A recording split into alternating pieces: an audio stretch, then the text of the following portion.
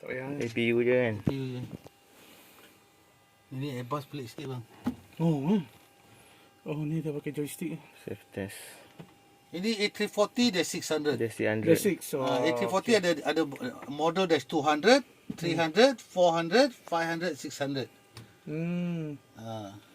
So you ambil the license type course? I tak ada type course. Tapi 330 Tapi ada. tapi I ada 320. 320. Tapi I ada lesen Yasa. Oh, okey. Kapal ni APU. Yasa. Yasa.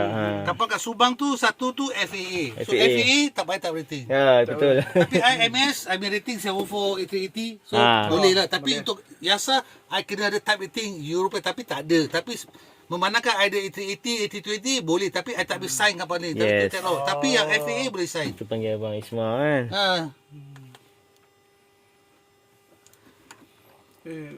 Buka tingkap tu. Ya. Oh, tingkap belum buka. Test Tapi dulu. door. Okay. Okay, test dulu. Rocket 6306 localizer 03. Rocket 6306 surface wind 240 degrees 8 knots, runway 03 clear to land. Runway 03 clear to land, Rocket 6306. Slow sikit.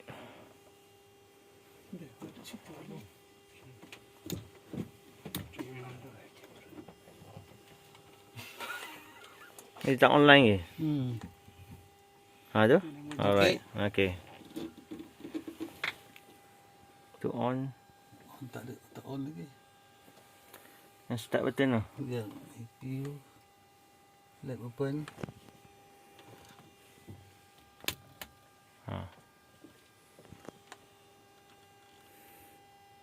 Start. Start 9, 10. 15%.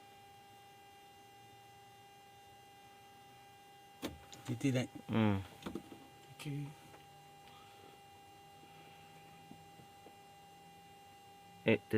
8:45, 15, 850.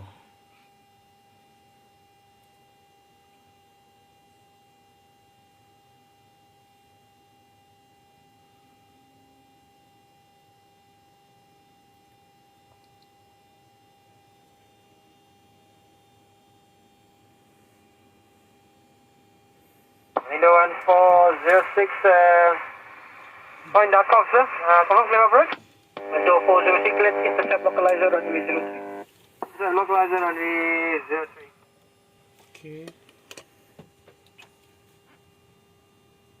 Dah. Masuk APU Jen. Okey. Masuk kan? Dah masuk dah. Online. Okey, licin dah kena off. Ya. Saya dah tutup pintu dia.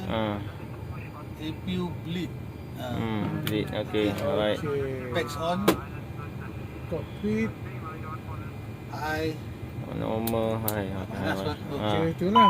Aircon. Cool. Okey. Alright. Okey. So, Ngam. dah nampak how I start the APU? Fire test. Tu mas lah. Itu Fire kena mas. test. Bateri. Master switch, bateri on dulu. Okay. Kapal ni ada 3 bateri. Main bateri 2, APU bateri. Okey, nampak voltage ni. Okey, lepas tu master switch on. Check e-cam, dia kena ada APU, nampak?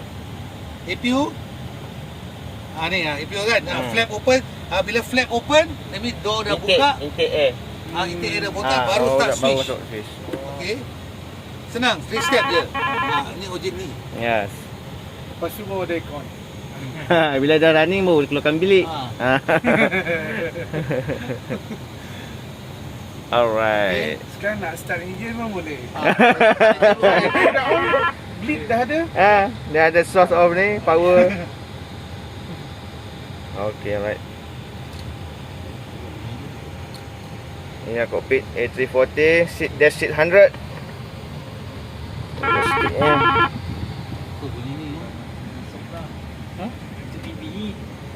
Luas kan puas hati kan. Memang ni